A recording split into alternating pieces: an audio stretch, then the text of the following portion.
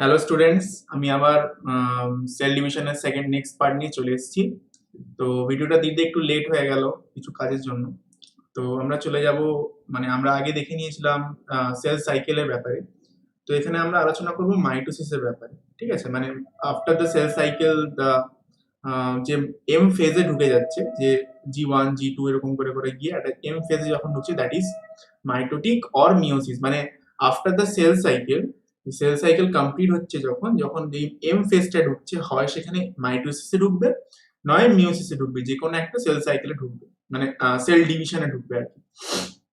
তো what is mitosis? Mitosis called as the diploid division.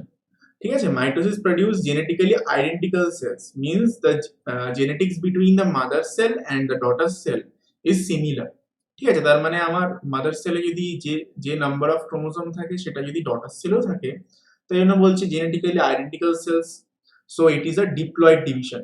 আচ্ছা, the chromosomes undergo division and replicate to form duplicates which are similar to mother cell chromosome number.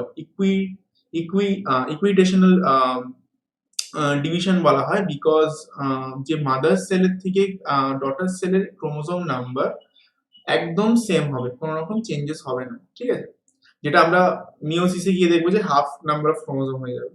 The division is also called the somatic cell division or equitational division or indirect division. Somatic because যে আমাদের total body অর্গানে যত কিছু organ আছে তার যে cell division হবে, সব cell division কিন্তু mitosis.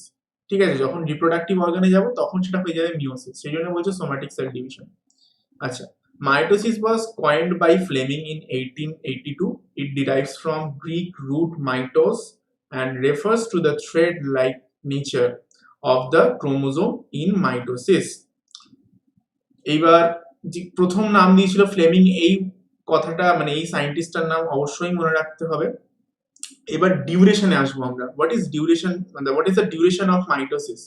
Depending on the type of the cell involved and its species, it takes 30 minutes to 3 hours. তাহলে 30 মিনিটস টু 3 আওয়ার্স এর মধ্যে এরা ভ্যারিয়েশন করে ডিফারেন্ট টাইপস অফ মানে অর্গানিজমস এর মধ্যে, ডিফারেন্ট টাইপস অফ স্পিসিস এর মধ্যে।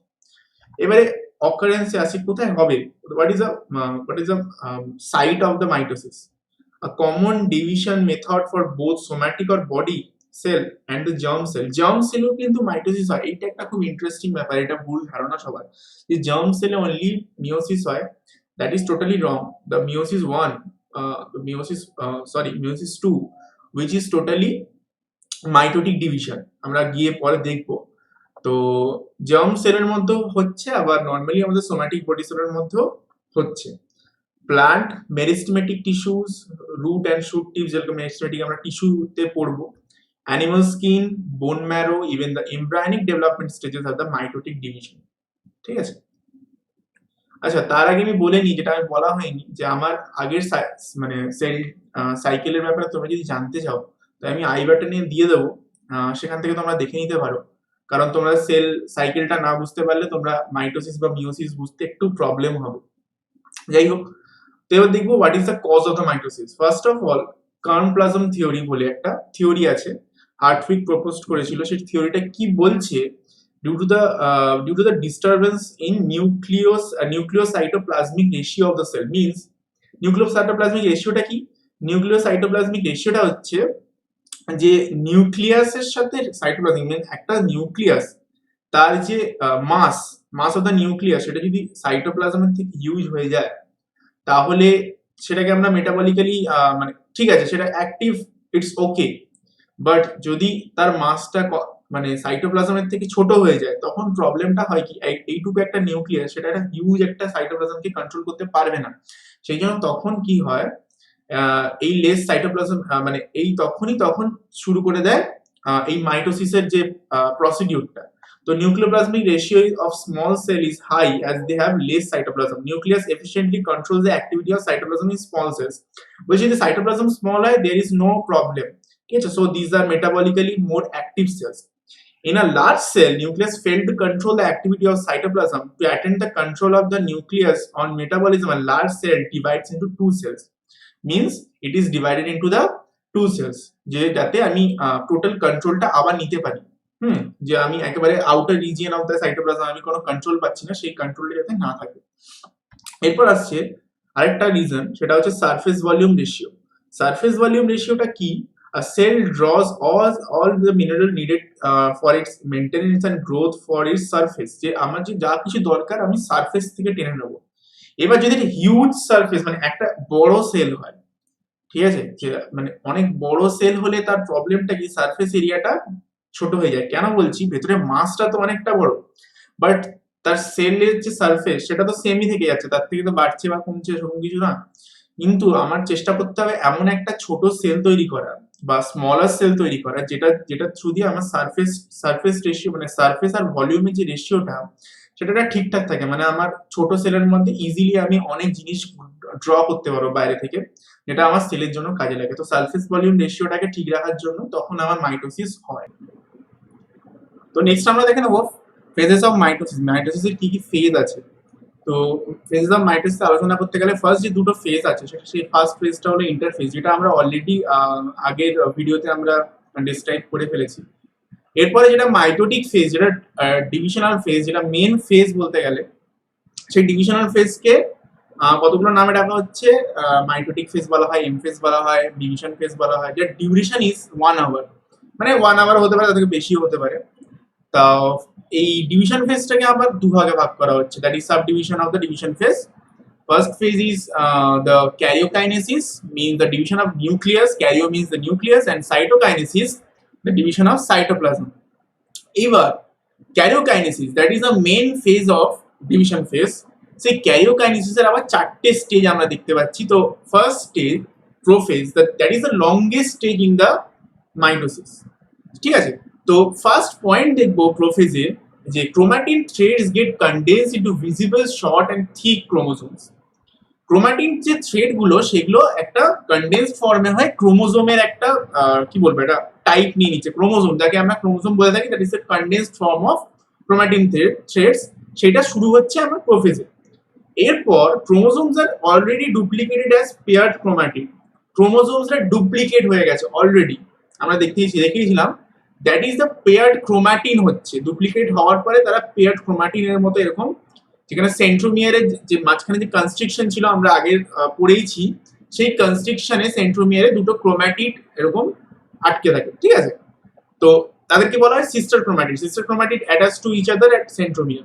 Centrioles get aligned towards opposite pole. এখানে আমরা দেখতে পাচ্ছি যে সেন্ট্রিওল ছিল, সেন্ট্রোজোম আমরা পড়েছিলাম, সেখানে যে দুটো ব্যারেল শেপড সেন্ট্রিওল ছিল, সেই সেন্ট্রিওল গুলো অলরেডি ডিভাইডেড, এন্ড তারা কোথায় চলে যাচ্ছে, তারা চলে যাচ্ছে পোলার রিজিয়নে, দুটো পোলে, ঠিক আছে। Astral ray formation from the proteins gelatinized around the centrioles. At astral ray means like a something ray-like structure, means fiber-like structure looking like a ray. তাকে বলা হচ্ছে astral ray. তারপরে আমাদের আসছে spindle fibre appear between daughter. এখানে আমরা spindle ফাইবারটা দেখাতে পারিনি, এটা ফাইবার-লাইক স্ট্রাকচার, দুটো পোলের মাঝখানে ওটা অ্যাপিয়ার হতে শুরু করে। Cells do not show Golgi complex, ER, endoplasmic reticulum, nucleolus and nuclear membrane at the end of the prophase.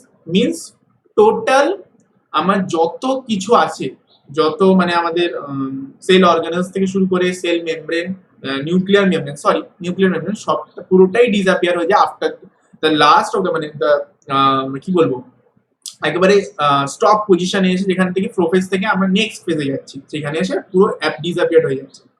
Nuclear membrane, nucleolus start disappearing, একটু আগেই বললাম। নেক্সট ফেজে দেখবো আমরা মেটাফেজ। মেটাফেজ মিন্স আফটার, ঠিক আছে, অ্যাপিয়ারেন্স মানে মিন্স দ্য ক্রোমোজোমের যে অ্যাপিয়ারেন্স তার ঠিক আফটার হচ্ছে, মানে chromosome appearance just after the chromosome appearance.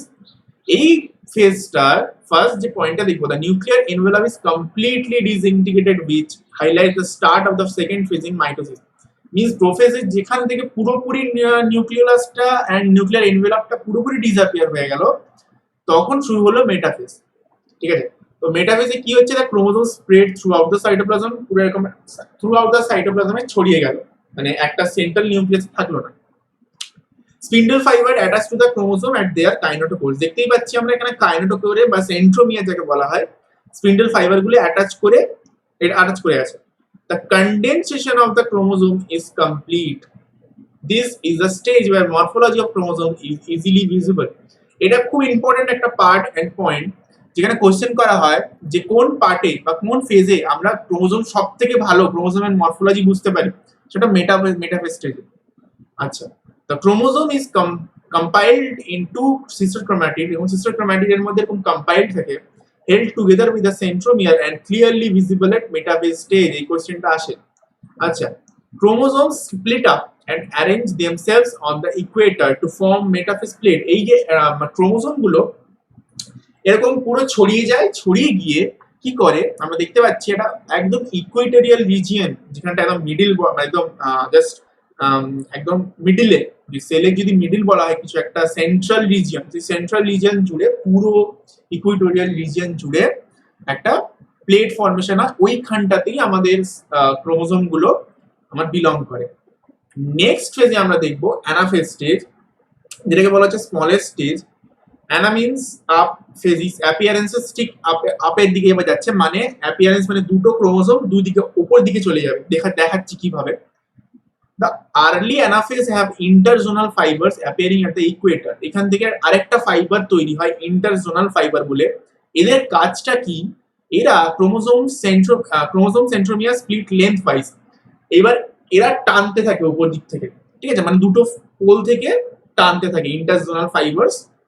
কাদের টানতে থাকে? ক্রোমোজোমসের যে ক্রোমাটিড গুলো, সিস্টার ক্রোমাটিডস গুলো আছে সেগুলোকে টানতে থাকে।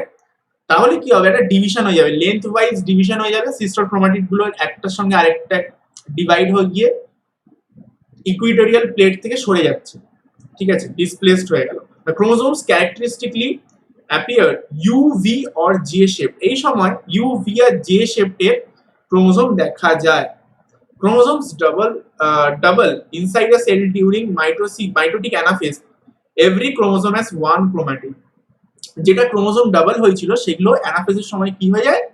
প্রত্যেকটা রিজিয়নে মানে প্রত্যেকটা পোলে, এভরি পোলে আমার একটা করে মানে কি বলবো ক্রোমোজোম হয়ে যাচ্ছে, একটা করে ক্রোমাটিড চলে যাচ্ছে, দুটো পোলের দিকে ক্রোমাটিড চলে যাচ্ছে। Expansion of interzonal fibres and chromosomes are push towards the opposite pole. এই পুশ করে ঠেলে যাচ্ছে এক্সপ্যানশনের জন্য। কন্ট্রাকশন অফ ক্রোমোজোমাল ফাইবার, এরা কি করছে? পুল করছে। তো এই পুশ আর পুলের জন্য, এই দুটো এফেক্টের জন্য টোটাল কি হচ্ছে যে আমার ক্রোমাটিডস গুলো টুয়ার্ডস ডিফারেন্ট পোলসে চলে যাচ্ছে। কেন যাচ্ছে? এর একটাই কারণ যে মানে আমার তো দুটো ইকুইটোরিয়াল প্লেটে মানে দুটো আমাকে সেল ডিভাইড করতে হবে, হ্যাঁ, তো সেল ডিভাইড করার জন্য দুটো নিউক্লিয়াস তৈরি করতে হবে, সেই জন্য দুটো পোলে আমাকে ক্রোমোজোম গুলো নিয়ে যেতে হবে। সেই কারণেই আমার এই astral formation, spindle fibre formation. এরপরে আসছে telophase, last phase, that is a reverse of prophase. এটাই তেমন কিছু বিশাল কিছু নেই, জাস্ট রিভার্স অফ প্রোফেজ। আমার দুদিকে চলে গেছে ক্রোমোজোম গুলো। কি হবে? আবার আমার সেল ডিভিশনের যে পুরো এবার নিউক্লিয়াসটাকে তো আবার কি বলবো একটা অর্গানাইজড ওয়েতে সাজাতে হবে। তার জন্য নিউক্লিয়ার মেমব্রেন ফিরে এলো, নিউক্লিওলাস ফিরে এলো, তারপরে cellular organelles, Golgi complex, ER, এগুলো আবার চারিদিকে চলে এলো নিউক্লিয়াসের চারিদিকে। Chromatic net is form after the chromosome decondense. এইখানে হচ্ছে ক্রোমোজোমটা ডিকন্ডেন্স হতে শুরু করে, ঠিক আছে। প্রোফেজে যখন কন্ডেন্স হচ্ছিল, that is decondense, that is the reversal process of the prophase, ঠিক আছে।